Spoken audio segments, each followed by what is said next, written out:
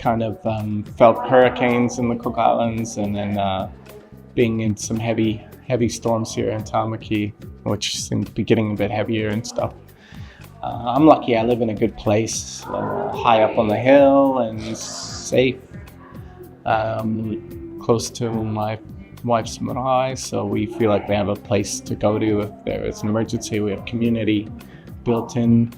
I guess one thing that I mentioned before was just like talking about how like we can't always just like wait on councils and all this. So we need to be more proactive. Like like one thing I do is like after a rainstorm is I'll go clear the drains around my house, because councils never come to clear it, ever. I've never seen them come and clear it, and those are the things that get clogged, and that's instantly what creates an issue with flooding, and especially in low-lying communities.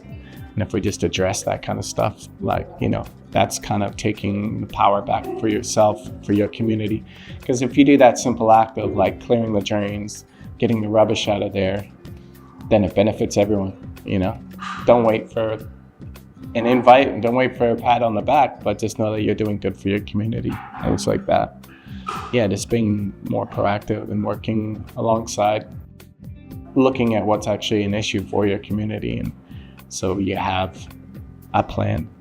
I think that's the most important thing, is that if you don't talk to your neighbors and there's some issue, then how can you help each other? And what do you do if you do need help? And where do you go? If we don't talk to each other and have a plan, doing the emergency plans that even like council puts out, those are things you have to be proactive about. We're very much taught in our society is to sit back and wait for it, and that's not going to help you in an emergency.